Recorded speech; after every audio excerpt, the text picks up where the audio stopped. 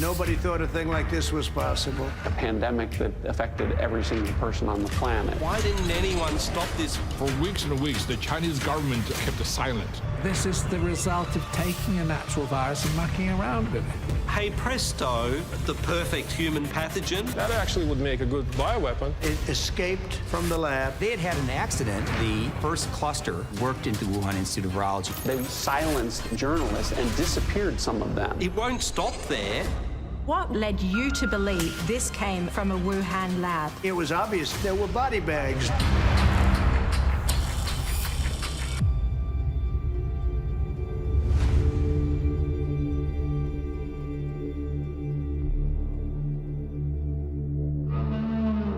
COVID-19. Like you, it wasn't until early 2020 that I started paying attention to this. Then came the investigation, then came the revelations, and then the writing. Tonight, join me as I tell you what I've discovered about where the virus came from and when it first appeared.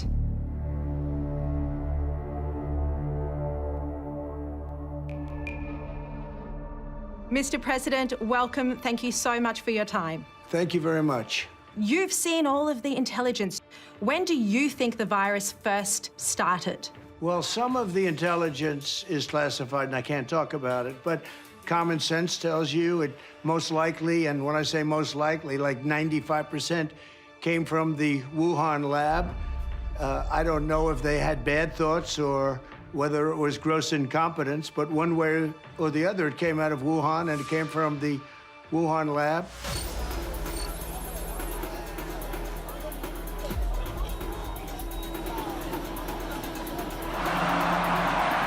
Ladies and gentlemen, please rise for His Excellency Xi Jinping, General Secretary of the CPC Central Committee, President of the People's Republic of China, and Chairman of the Central Military Commission. They're the Olympic Games for military athletes. Held every 4 years, Wuhan was the host city in 2019. And I didn't even know about the military games until someone from the Army called me in December of 2020 and asked me if I could explain what happened at the Wuhan military games and whether these people had fallen sick with an early emerging strain of COVID. As the site of a potential virus superspreader, it doesn't get much bigger than this. And in the weeks and months that followed, reports emerged of athletes becoming sick. It is suspicious. I mean, we do see some indications in our own data, you know, that NIH has, that there was COVID circulating in the United States, certainly in the earliest month of, you know, as early as early December, possibly earlier than that. I mean, some of these people who came back from those games were sick with something. More than 9,000 athletes were there. 2 weeks later, they returned home to more than 100 countries. Oh, I know that people got sick. I believe there were French athletes got sick. I believe there were Germans. Some Americans got sick too. But getting sick in Wuhan in that particular time frame of the kind of symptoms that are very similar to what would later known to be coronavirus symptoms, that obviously deserve investigation. No one was ever tested, but there was one man who knew something was wrong. China's most famous defector to the United States, the father of his country's democracy movement. I thought that the Chinese government would take this opportunity to spread the virus during the military games, as many foreigners would show up there.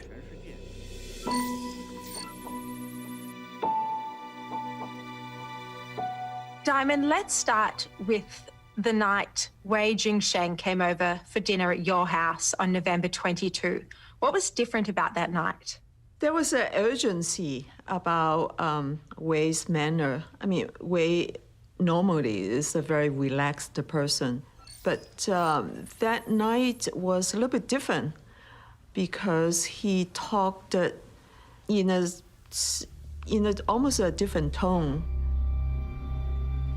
Diamond Liu and Wei Jingsheng are close friends. She's a high-profile human rights advocate.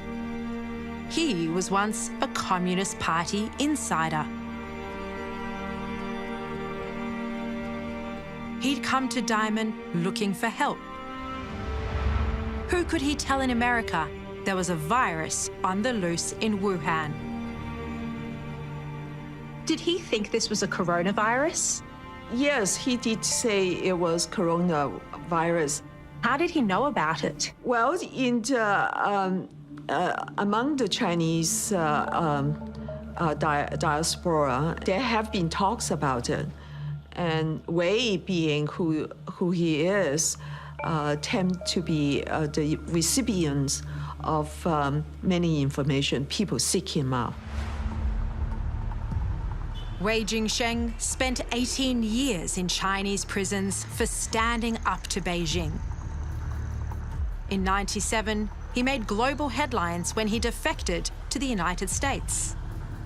Wei still has impeccable contacts high up in the party, and they were telling him a virus was spreading in Wuhan in October. When did you first hear that there was a virus in Wuhan? Was it during the time of the military games? Yes. I learned there was an unusual exercise by the Chinese government during the military games. And so I told Diamond about the possibility of the Chinese government using some strange weapons, including biological weapons, because I knew they were doing experiments of that sort. There was nothing in the news at the time. I mean, it was... No one had mentioned a thing. No, no one had mentioned a date.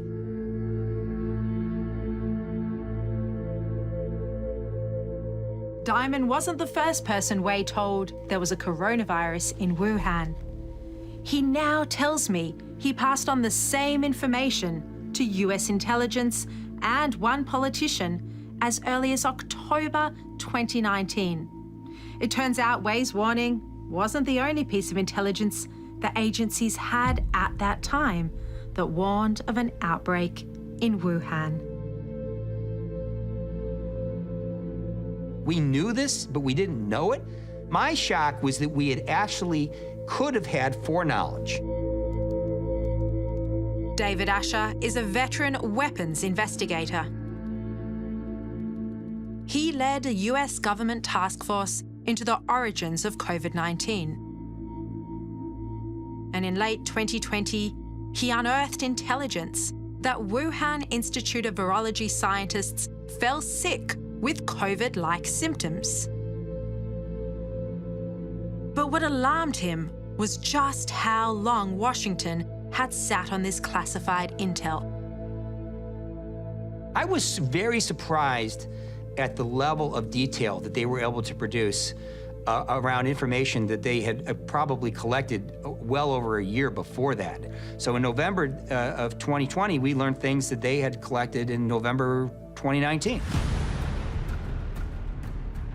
Wuhan is located in the central Chinese province of Hubei.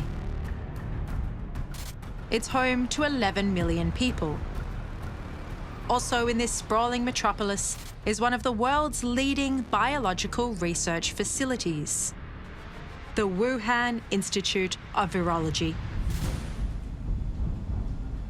It was built by the French and included a cooperation agreement, which meant that French scientists would be included in the research groups in Wuhan and that they would work together on this virological research. By the end of 2014, they had effectively excluded all the French that were in the Institute. And, the suspicion on the part of the French was that, that they were pushed out because of the Chinese military interest in the work. So what could this indicate about the type of research they were intending to undertake at the Wuhan Institute of Virology? Well, I mean, the suggestion would be its relevance to biological warfare.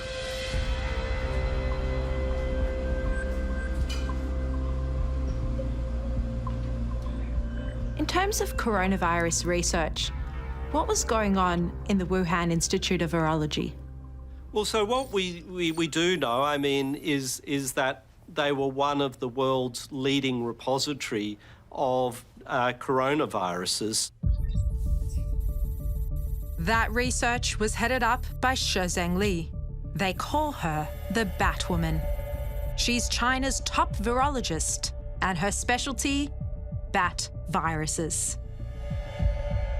So it does look like COVID-19, at some point did originate as a bat virus. That I think most people would accept that as a premise. The question then is more about how did those changes occur that make it unique and that make it so well adapted to humans. In 2012, Shozheng Li hit pay dirt. At a disused mine in southwestern China, 6 workers fell ill after clearing away bat manure. 3 died from a coronavirus. But Beijing covered it up and told no one. To a virologist obsessed with SARS-like viruses, that mine was a gold mine, pardon the pun, for new viruses to study.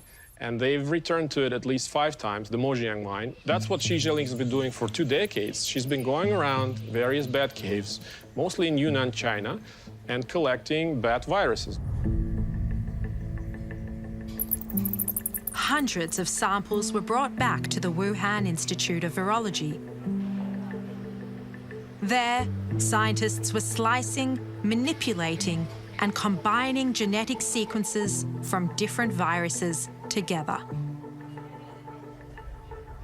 The story of the mine's intriguing, one, because most of us only first learnt about it, in early 2020, when the Wuhan Institute of Virology said, we've gone to all the viruses, coronaviruses we've got stored in the lab to look to see, did we actually have COVID-19 in our repository?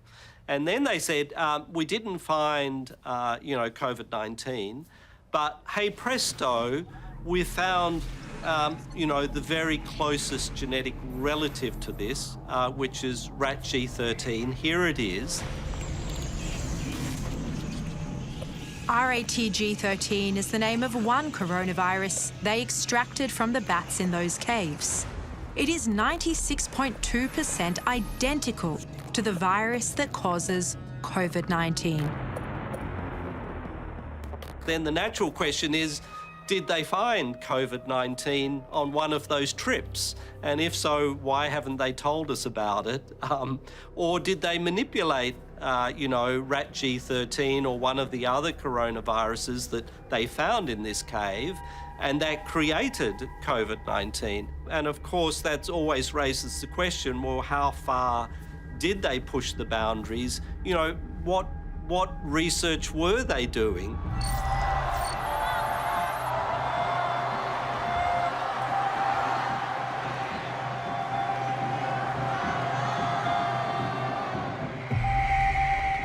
By early 2020, this administration has developed a very healthy and justifiable suspicion of a lot of things China is saying is doing and China promised to do.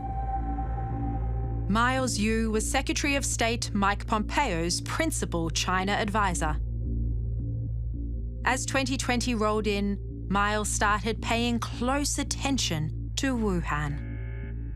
For weeks and weeks, the Chinese government kept silent on the outbreak. They're not saying anything, as if nothing is happening. So citizen journalists are beginning to send out their videos and reports and hospital situation reports on a daily basis.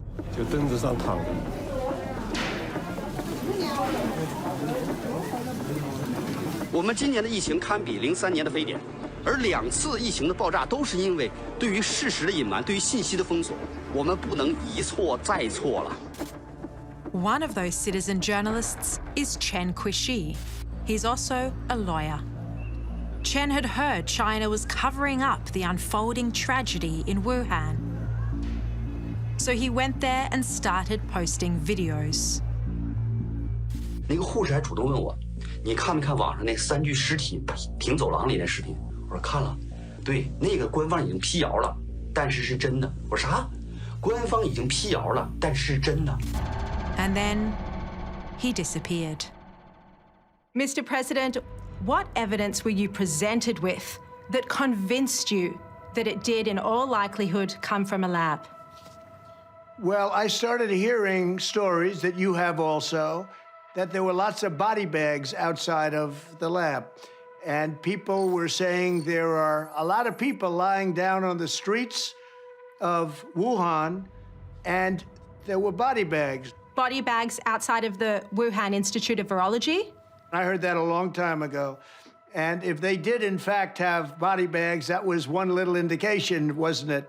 Was that something that came from the agencies, the intelligence agencies? Is that what they were telling you? I don't know where it came from. Ask China. But you're going to have to figure that out, and you probably won't be able to do it, knowing you. President Trump told me that there were body bags outside the Wuhan Institute of Virology. Is this correct? I don't want to talk about particular things. Presidents get the chance to talk about things that some of the rest of us can't. But there was an enormous, albeit indirect, evidence that the Wuhan Institute of Virology was the center point for this. Remember, too, there were 14 American diplomats on the ground in Wuhan at this time who were watching and observing what was taking place inside of Wuhan. I hope one day that we'll be able to get that information out more broadly, but as I come back to it, the cumulative evidence that one could see points singularly to the Wuhan Institute of Virology.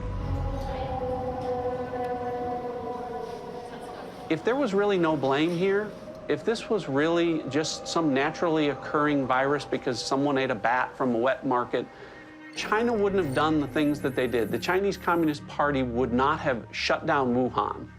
They would not have silenced doctors and scientists and journalists and disappeared some of them. John Ratcliffe was the United States Director of National Intelligence, the overlord of 18 different agencies. When did the intelligence community first become aware that there was a virus spreading in Wuhan? You know, in late 2019, we have intelligence from both, human intelligence sources and signals intelligence sources and other intelligence sources that were telling us that there was some sort of a problem in Wuhan. Key to that assessment was intelligence that 3 people working in the Wuhan Institute of Virology had become sick in October 2019. This was well before the first official case was eventually announced in late December.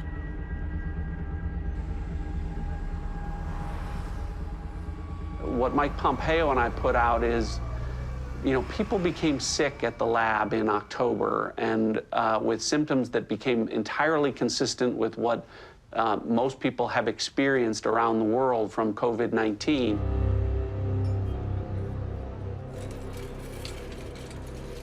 Do you believe that to be the first cluster of the pandemic? Based on everything I've seen, this is the first cluster. Against all enemies, foreign and domestic. Former CIA Director Mike Pompeo was Secretary of State during the pandemic. His knowledge of COVID-19 was second to none in the Trump administration. I have seen no evidence that there's a cluster that began any place but this. I am all ears to see of any evidence that presents some fact set to the contrary. David Asher also agrees that this could have been the first cluster of the pandemic. My shock was that we had actually could have had foreknowledge. We could have known in November of 2019 that there was a disaster occurring inside Wuhan, inside their most important biological facilities, you know, where something absolutely tragic, traumatic, and dramatic was occurring, and we could have reacted to it. I said we could have, you know, the whole world could have been different. It would have been like stopping 9/11 before it happened. Which raises the question, if US intelligence knew there was a virus in Wuhan in late 2019, why didn't they do anything about it?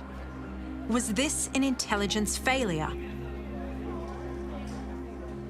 We collect everything and know nothing in our governments these days. It's the big data problem. We're all drowning in it. We had the means to know something, but we didn't either analyze it or disseminate it or even know that it was collected. I always worry about that. As the former director of the CIA, I was always worried that we were collecting information, but we weren't able to process it sufficiently timely and get that information to the right places. Is this a pandemic that potentially could have been prevented had the intelligence agencies paid closer attention to the information that was coming in? We'll have to go look back at what was actually in the possession, what was the complexity of the information, what was the certainty of that information. Should there be a review?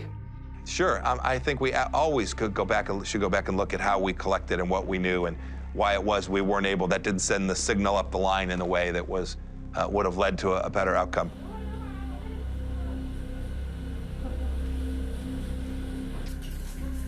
Did they survive, those 3 workers who got sick?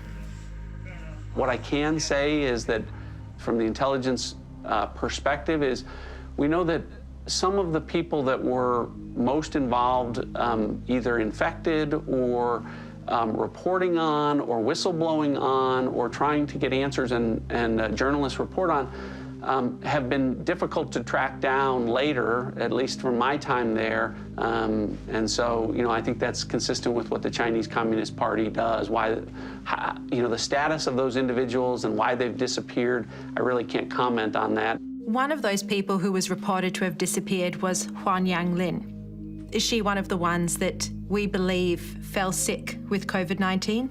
I don't know her status, but you know, the information that you're talking about that's out in the public domain is consistent with what I've seen and what I'm familiar with. Huan Yanglin was a researcher at the Institute. In early 2020, she disappeared from its website. Her social media presence also vanished. Despite Beijing's denials, many believe Huang was infected with COVID-19. She's never been seen since. You know, in the West, you might say, oh, this person just want to protect her privacy. In China, privacy in the interest of the state doesn't exist.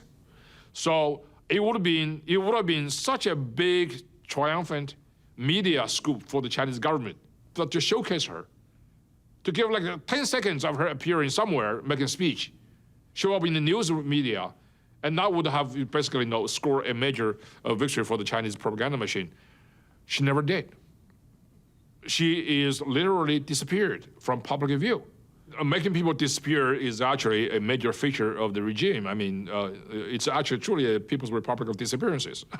Dissidents, journalists, and anybody the government doesn't like, they disappear. They disappear into oblivion forever. This is basically a regime that is not only capable of doing these things, and then do this with great pride. And it's not only people that go missing. On the 12th of September 2019, the virus database at the Wuhan Institute of Virology was taken offline. 22,000 coronavirus samples gone.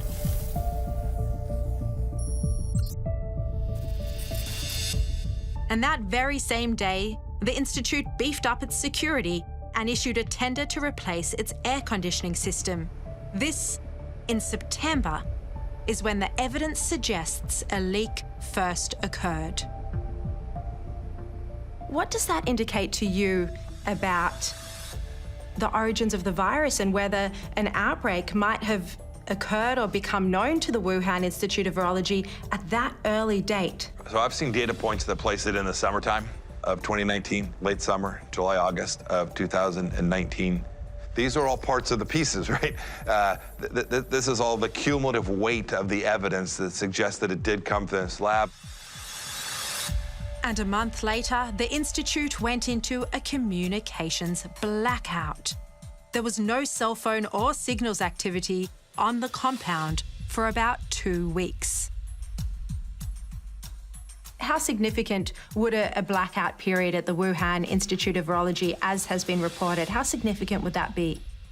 Again, it would be another circumstance that would be difficult to explain other than there was a problem that the Chinese Communist Party was aware of and was trying to deal with before it became an outbreak that was public and then ultimately a pandemic that affected every single person on the planet.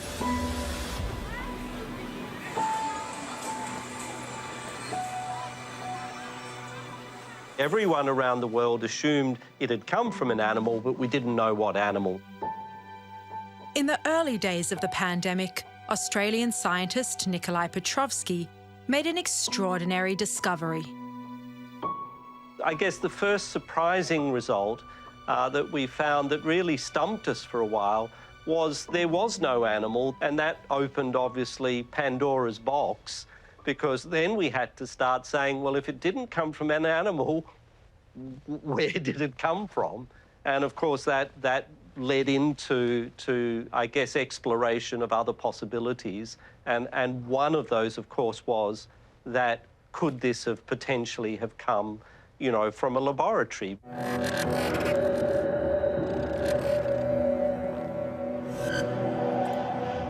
在过去的30多年里，新发和突发传染病在全球范围内呈现出扩散趋势。特别是自2003年以来，相继爆发的 SARS、高致病性禽流感、埃博拉等。 This video was part of the official launch of the Wuhan Institute of Virology's latest lab, BSL-4. It clearly shows there were bats in the lab. And that's a fact World Health Organization investigators said was a conspiracy. It was passed on to me by a group of scientists and researchers who've been digging into the origins of COVID-19. They call themselves Drastic. When the outbreak happened, a lot of people noticed that it's quite a coincidence that it happened in the same city where there's this premier lab studying coronaviruses. And, people were saying, well, that's suspicious. And everybody who said there could be more to it, they were called conspiracy theorists. Yuri Dagan is a genetic engineer. From Moscow, he watched COVID-19 spreading around the world. In April 2020, Yuri wrote an essay arguing that the animal-to-human theory just didn't stack up.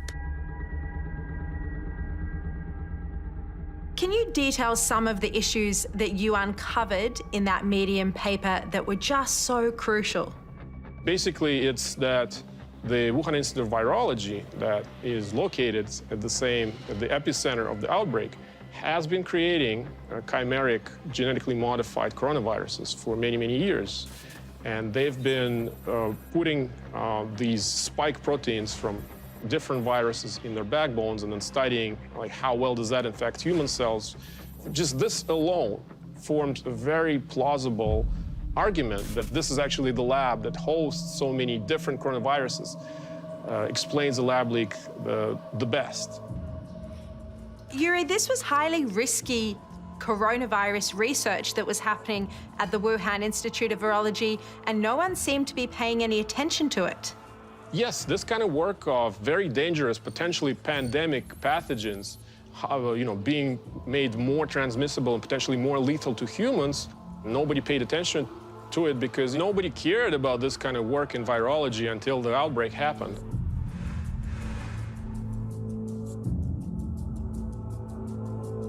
To begin with, I certainly didn't approach the issue with any sort of suspicion or foregone conclusions.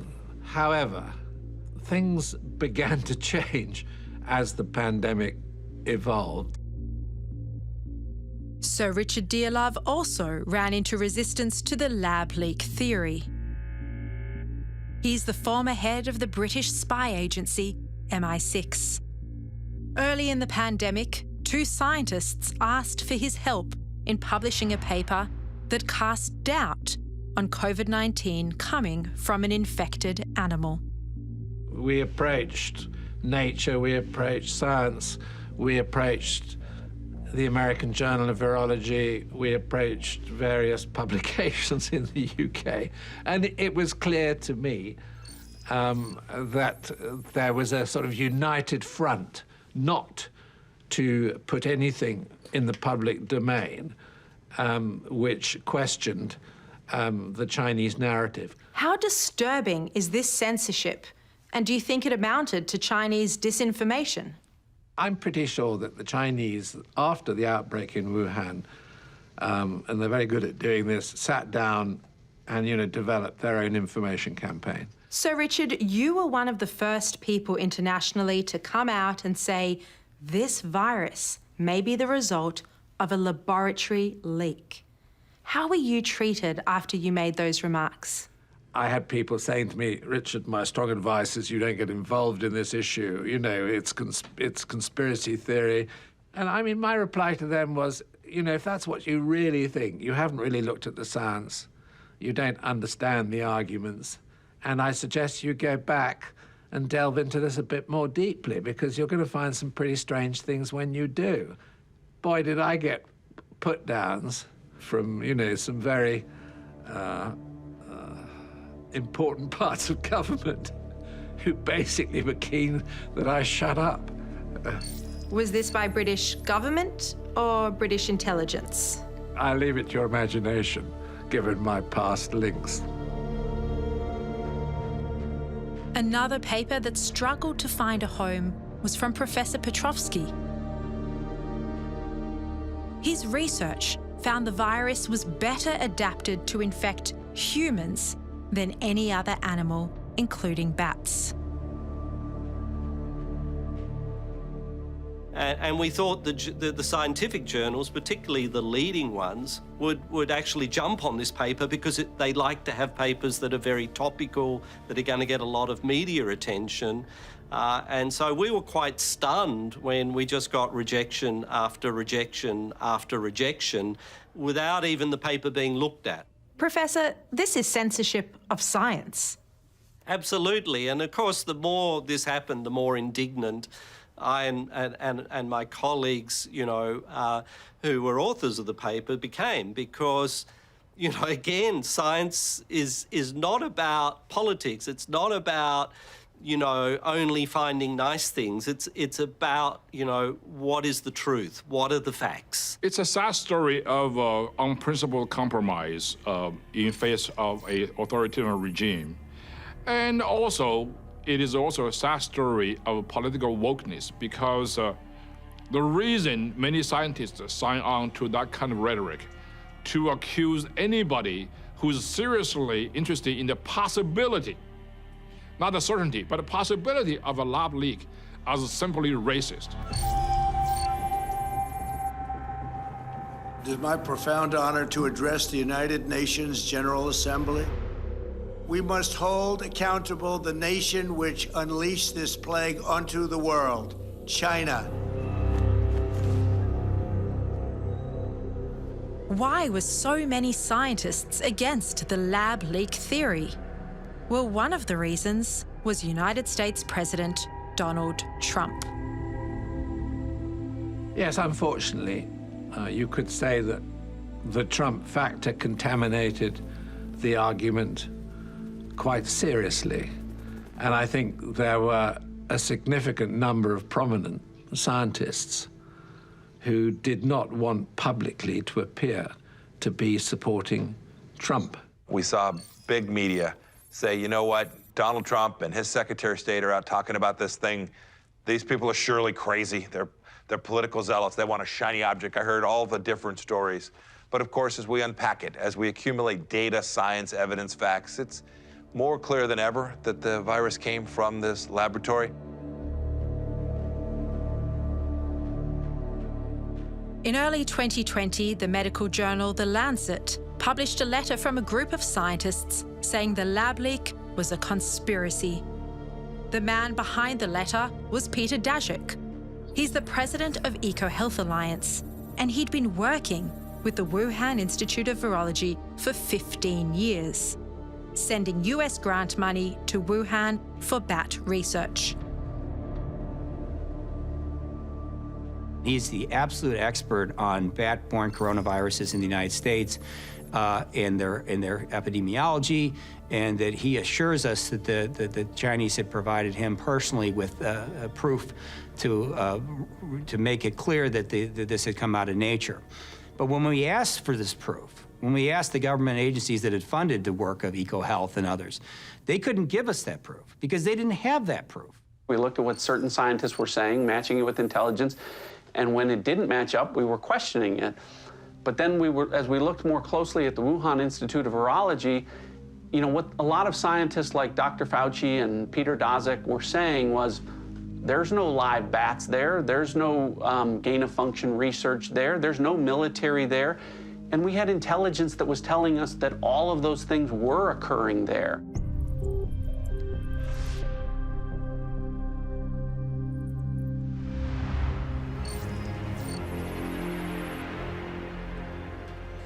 WHO has been assessing this outbreak around the clock, and we're deeply concerned both by the alarming levels of spread and severity and by the alarming levels of inaction.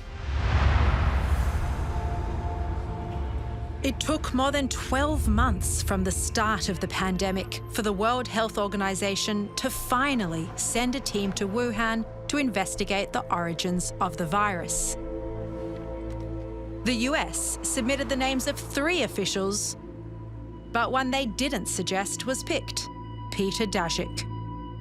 What we did see on the animal side is clear evidence that the Chinese scientists showed us. They found this information out from the market, that there was a pathway into that market of animals that we know are coronavirus reservoirs, are able to carry coronaviruses from places where the nearest related viruses are found. If you're telling us it came out of nature, you gotta give us proof. When we looked for proof for zoonosis through all of the cable traffic, all of the intelligence, everything, we could find almost nothing. It's crazy, absolutely crazy. That Daszak was the guy. He was incredibly compromised in that sense. He should have recused himself. He should have said, nope, I can't be part of that. I was connected to this. I was involved in the funding of things that were taking place at this laboratory. It made no sense to put him on that group. He should have seen that himself, and certainly the leaders who were making the decisions about who to have be part of that commission should have seen that this conflict of interest would deny their report, whatever it was they were going to put out, the credibility that I know they hoped that they would have. As to the possibility of COVID-19 coming from a lab, the WHO report found it extremely unlikely. They spent just 3 hours at the Institute, and even Tedros walked away from the findings.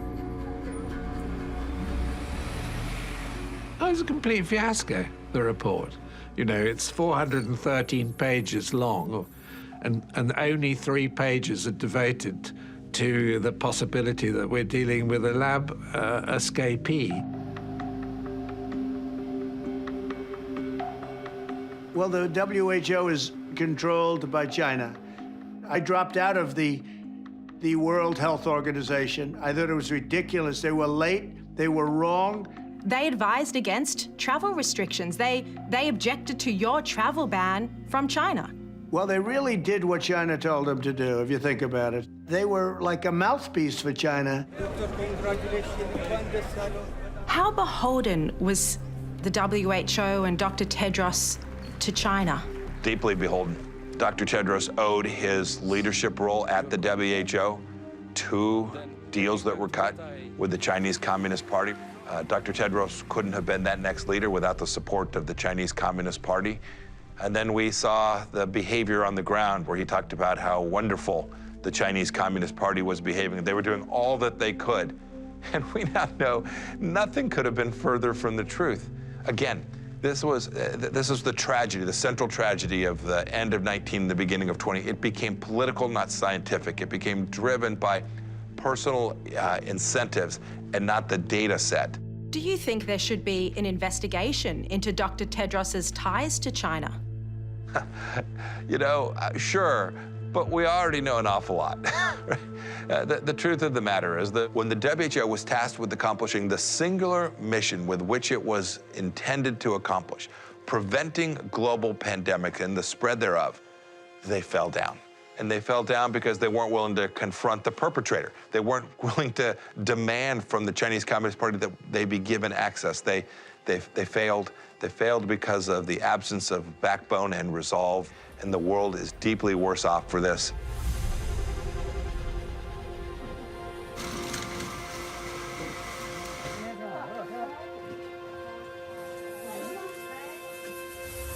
P4实验室是目前世界上生物安全等级最高的实验室，也是最安全的实验室。实验室的建成，标志着我们国家的科研人员能够在自己的实验室当中开展烈性病毒的一些研究工作。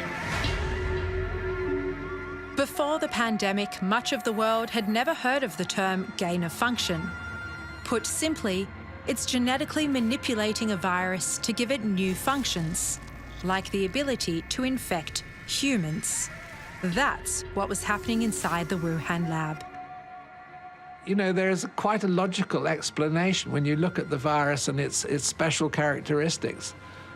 That, you know, this is the result of taking a natural virus and mucking around with it.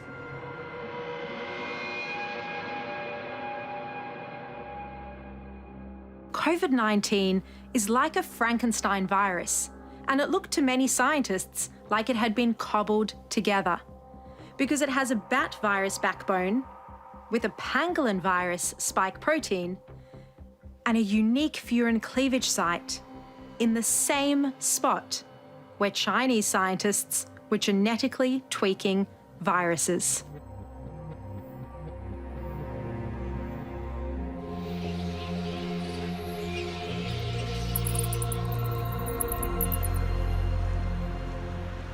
For those who keep bringing up, you know, the possibility of a bat in the wild markets in Wuhan having been the source of COVID-19, scientifically that has really no merit because it can't infect bats. So it couldn't have come straight across from a bat if it can't infect a bat.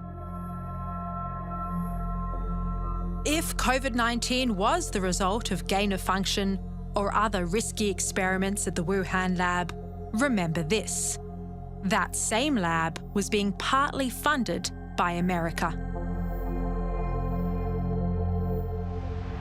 Dr. Fauci, knowing that it is a crime to lie to Congress, do you wish to retract your statement of May 11th where you claimed that the NIH never funded gain-of-function research in Wuhan? Senator Paul, I have never lied before the Congress, and I do not retract that statement. Take an animal virus and you increase its transmissibility to humans, right. You're saying that's not gain-of-function? Yeah, that is correct. And Senator Paul, you do not know what you are talking about, quite frankly, and I want to say that officially. Dr. Anthony Fauci is America's top medical advisor. I found a scientific paper he wrote in 2012 where he argued the benefits of gain-of-function research were worth the risk of a pandemic. In total, American agencies funded 65 research projects at the Wuhan Institute of Virology. So you don't want to go to Hoboken, New Jersey, or to Fairfax, Virginia, to be studying the bat-human interface that might lead to an outbreak. So you go to China. Are you concerned at all about how it happened that the gain-of-function ban was lifted during the Trump administration? How was it that Anthony Fauci was able to do this without anyone knowing? Well, I don't know for sure who all was involved in that decision-making process. I can say this much. When we look back and figure out how that decision was made, I hope that all of those parties were able to come to the table, express their viewpoints, their concerns, so that we had not only a decision, but an informed decision that was made. I've seen very little evidence to date that there was a broad-based information exchange before the decision was made by Dr. Fauci to lift that ban on gain-of-function research.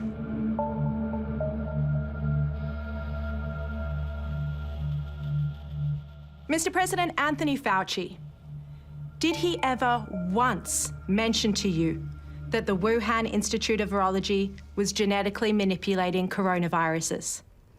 Well, no, he didn't. And, you know, Anthony's been in government for many, many years. He's a bureaucratic kind of a guy, a very great promoter. I give him an A+ as a promoter and probably a C or a D as a doctor. We now know from emails that have been released under the Freedom of Information Act that he was getting his advice from the likes of Peter Daszak, a Wuhan collaborator. At the same time, he was telling you that this was a natural virus, while at the same time, behind the scenes in emails, he was having discussions about whether this might have been genetically manipulated. Does that shock you?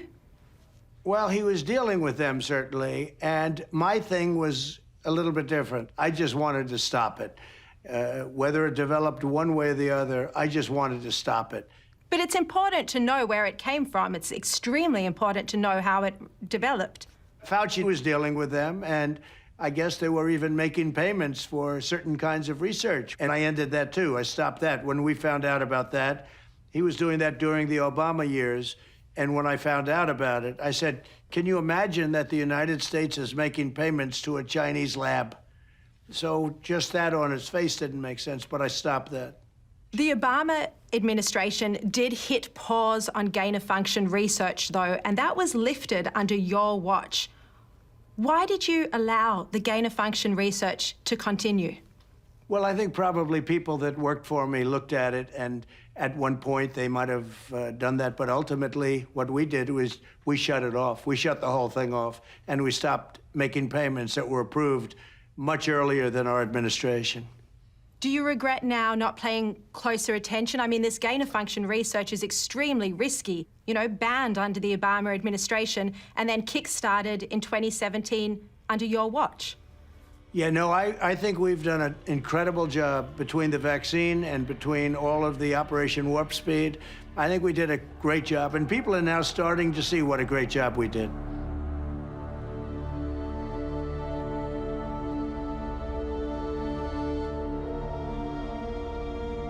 While writing my book, I discovered a crucial piece of the COVID-19 puzzle.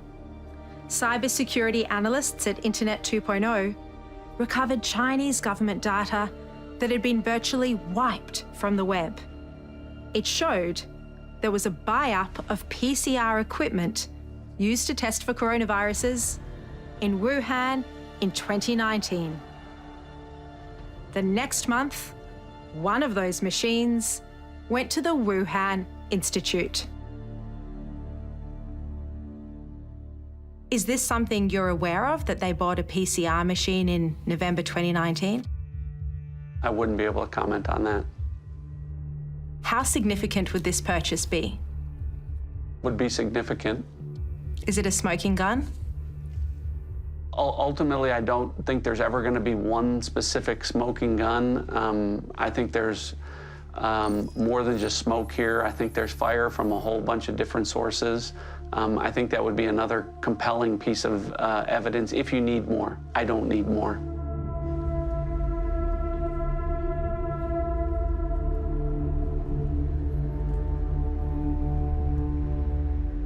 Mr. President, I just want to ask you about this idea that the Wuhan Institute of Virology has strong ties to the Chinese military and was working on secret projects with the Chinese military. Do you think SARS-CoV-2 was developed as a bioweapon? So, I'd like to think it wasn't, and I'll probably have to leave it at that because I want to give the benefit of a doubt. and China was also affected by it. So I really don't think it was, but nobody can really know for sure, and certainly now most of that evidence is gone, and it's going to be very hard to find out. That evidence was the viral database which was taken offline by the Institute. There's also early samples that were destroyed and the people who disappeared. But what is very evident is the lab's close ties to the Chinese military. It's definitely possible that the Chinese have been working on a bioweapon. Their labs affiliated with the PLA have been working on coronaviruses as either a bioweapon or as a defense against a potential bioweapon. And they've, published papers in China about both aspects, saying that, oh, we can weaponize coronaviruses. That actually would make a good bioweapon. And also they published papers that said we have to be prepared for potential, released bioweapon. Whether this precise, virus is the result of a bioweapons program, I highly doubt it, but I could not rule it out. Nor is David Asher ruling it out. In fact, the former COVID-19 investigator believes something went badly wrong inside the Wuhan Institute of Virology. My concern was that the Chinese were doing research in, as we learned later, quite uncontrolled circumstances that was most definitely related to biological warfare ambitions in the future, and that they had had an accident of a secretive program that they never wanted anyone to know about because it was a weapon, and the weapon had gotten released errantly. I mean, it was like someone dropping a nuclear weapon out the back of a B-52 and bombing some city and saying, whoops, we didn't mean for that to occur.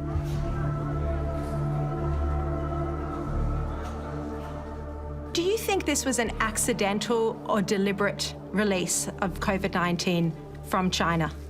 So I think it was probably an accident. I don't think it was on purpose. If it was, that's essentially war. I don't think it was on purpose. I think it was incompetence. Scientists walked out and had lunch outside in a park or something with the girlfriend, and he had it and she had it. Was that patient zero, that scientist from the lab? I don't know if it's patient zero or patient something else, but that's one theory. Do you know how he was infected? I think that it was incompetence.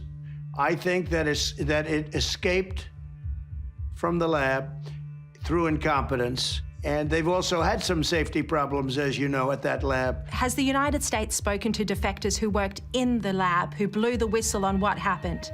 I really can't talk about that. Yeah, I cannot talk about that. I won't be really allowed to talk, nor would I want to. Few people in our nation's history have been more challenged or found a time more challenging or difficult than the time we're in now. Once-in-a-century virus that silently stalks the country.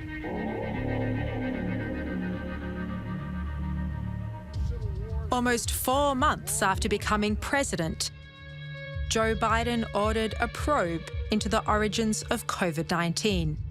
The results inconclusive. The report found 2 causes plausible. Either it came from a lab or an infected animal.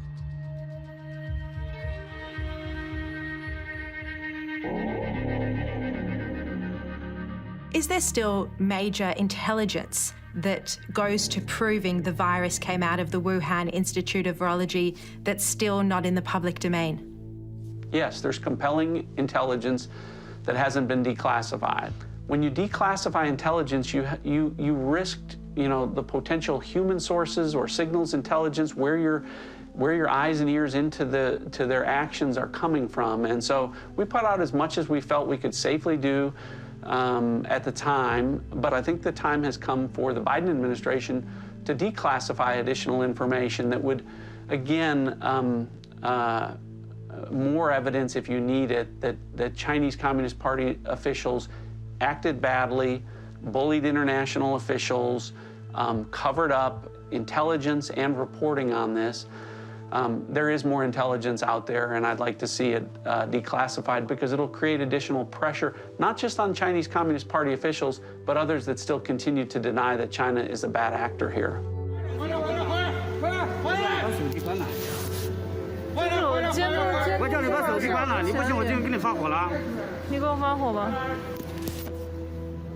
We had an opportunity in January 2020 to eradicate this virus out of the whole human population, and that's really sad.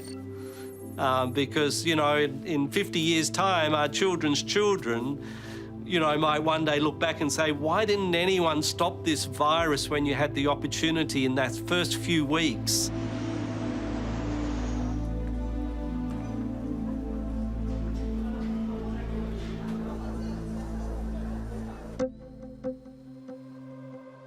From his lab in Australia, Nikolai Petrovsky is developing a vaccine that's in phase 3 clinical trials. But he fears that COVID-19 may become a way of life. So viruses are opportunists. They find themselves in this wonderful new host, of which there's billions, and it's learning as it goes. It started as an exquisite human pathogen.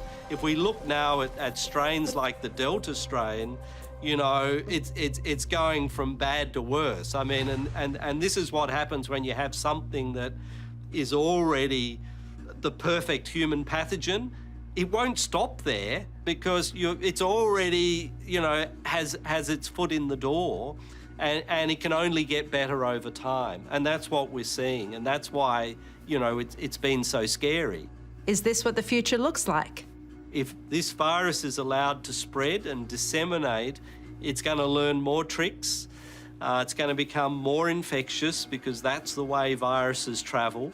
They're opportunists.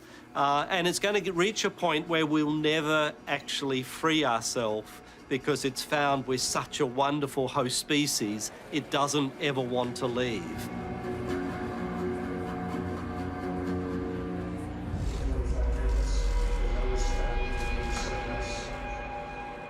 How do you think this global pandemic, this crisis of a potential laboratory leak could impact on Chinese leadership? Well, my view is that the implications of this for the PRC leadership are severe. There will be factions who are hugely dissatisfied with what has happened, with the way that Chinese reputation is damaged, the way that, you know, China now becomes something akin to an international pariah. So I think the consequences of this will be severe politically in China over the next 4 or 5 years. Watch this space. Something will give, something will happen. And I wouldn't be at all surprised if it brings Xi Jinping down, or at least there isn't a contest around his concept of leadership.